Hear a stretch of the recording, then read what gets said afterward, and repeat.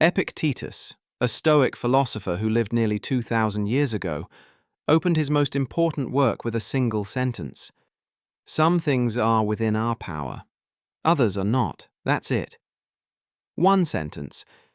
And for centuries, people have returned to it when life feels overwhelming, when anxiety rises, when everything feels out of reach. Because Epictetus understood something we tend to forget. Most stress isn't caused by life being difficult. It comes from trying to control what was never ours to control. You feel exhausted because you're fighting battles you cannot win. And in the next few minutes, you'll see why that happens, and how to stop wasting energy where it doesn't belong. The Stoics called this idea the dichotomy of control. It's simple. Imagine two circles. The first is small. Inside it are the things you actually control. Your thoughts, your choices, your effort, your character, how you respond, where you place your attention. That's the inner circle, and it's smaller than most people think. The second circle contains everything else, other people's opinions, outcomes, whether you get the job, what happened yesterday, what might happen tomorrow, the economy, politics, traffic, the weather, how many likes your post gets. Everything outside that first circle. You have no control over it. None. The Stoics believed peace begins the moment you stop confusing these two circles. They placed their energy entirely on what they could control, and learned to accept everything else without resistance. Marcus Aurelius lived this daily. He ruled an empire during war, plague, betrayal, and loss. He couldn't control any of it, but he could control how he met it.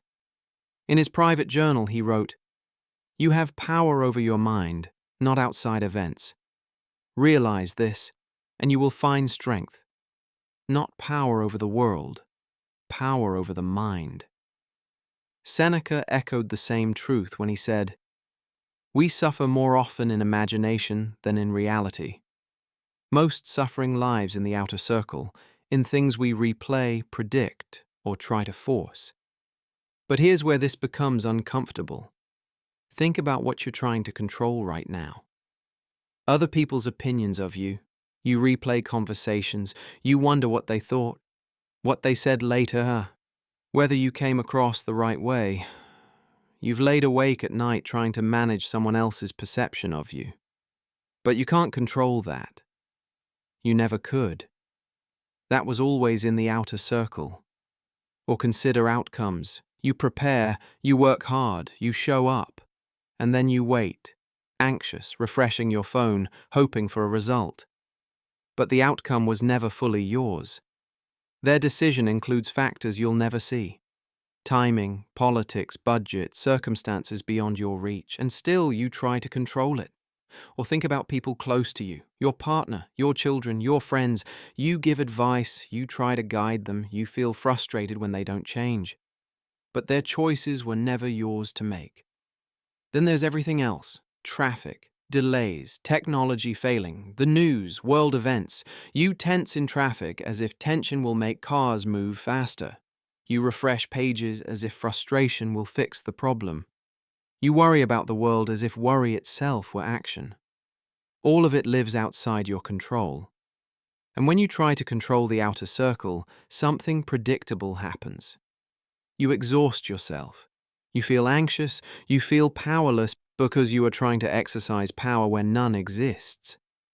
But the problem isn't you. The problem is where you're placing your energy.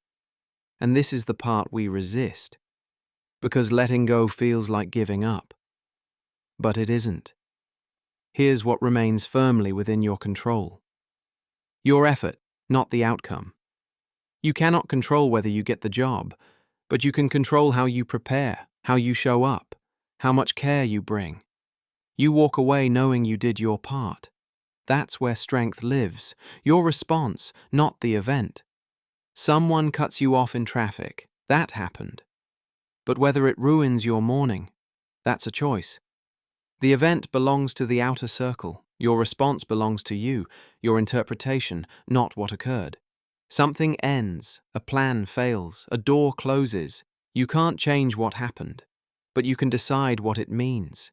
Is it a disaster or information? Rejection or redirection? Marcus Aurelius wrote, "The impediment to action advances action. What stands in the way becomes the way." You don't control the obstacle. You control how you use it. Your character, not approval. You cannot control whether others like you, respect you, or agree with you, but you can control who you are, your honesty, your integrity, your effort. Their opinion was never in your hands. And finally, your attention.